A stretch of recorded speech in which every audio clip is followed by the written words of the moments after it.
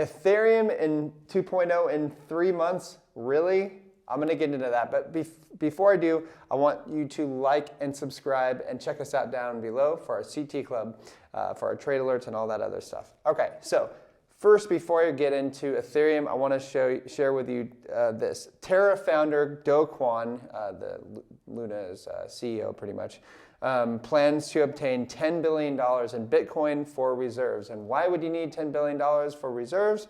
It is to ensure the stability of UST, okay?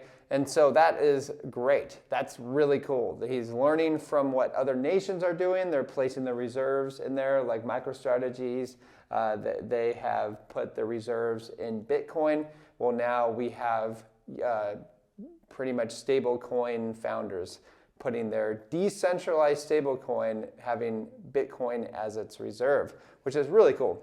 Anyways, and from that, we've seen a 30.5% rise in market cap over the past 30 days for UST. So that is definitely my favorite stablecoin, as you all know. This is not sponsored content, by the way, but if you wanted to, what we've been telling our CT Club members is that we have been getting into Anchor Protocol, which gives about 19.4% right now. For just placing your UST onto Anchor Protocol. This is pretty easy, and let's see how long they can hold that peg for, or sorry, the 19.4%. And if you are scared about the peg, losing its peg, you could always take out an insurance policy on that. Okay, next up, nations are seeing what happened with El Salvador and are implementing their own strategies as well. Malaysia's communication ministry says, we hope the government can allow this. What are they going to allow? Malaysia ministry proposes legal tender of cryptocurrencies. So essentially putting Bitcoin as legal tender there. And you're going to see more and more nations that aren't huge Western nations that don't have as much central bank control over them, implementing Bitcoin as legal tender.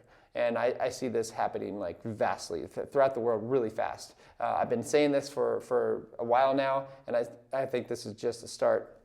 Okay, Ethereum. So Ethereum could be the merge is what Ethereum calls the transition from proof of work to proof of stake. Okay, so there's some really interesting stuff here that I haven't heard a lot of people talking about. Okay, so this is really significant. Okay, so the new ETH issuance is reduced by 90%. So that's how much ETH is being produced every day. So the Ethereum would undergo a 90% cut of daily emissions from 12,000 ETH a day to 1,280 ETH a day. And the yearly ETH inflation will decrease from 4.3% to 0.43%. That is really great. I don't think that's priced in yet for the price. I think, once people actually start realizing how significant that is, the price is going to rise dramatically from here. Yeah, so, why wouldn't it? Keep in mind that, Bitcoin halves every 4 years. Well, this is going to be a halving event like 1/10 of that. Okay, so this is really bullish in my opinion. So ETH will also go green.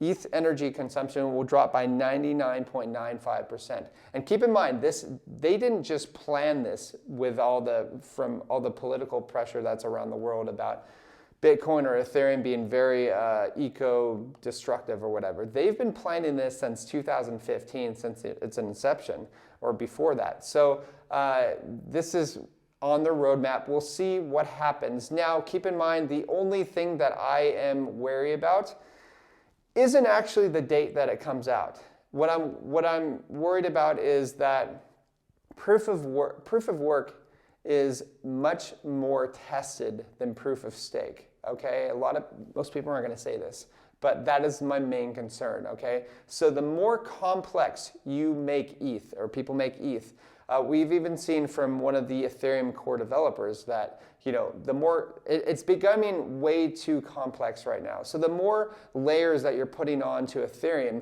the more complex you're making Ethereum essentially, which opens the doors to a ton of bugs, and it's pretty much it. One of the core developers is like, hey, listen, there's a point where if you don't stop this, if you don't stop the rapid development, it's a point, you get to the point of no return. So you need to make things simple before going above and beyond. And so that is one thing that I actually don't mind if Ethereum decides to get rid of its date, I should say. So that's one thing that I'm concerned about. Anyways, I still am very bullish on ETH. I think it's going to do very well, and it's going to exceed most people's expectations. A lot of people are very bearish on ETH. I think they're freaking nuts. Just like I thought they were nuts back in 2015 when it was 70 cents. Anyways, take care, like and subscribe. Talk to you soon.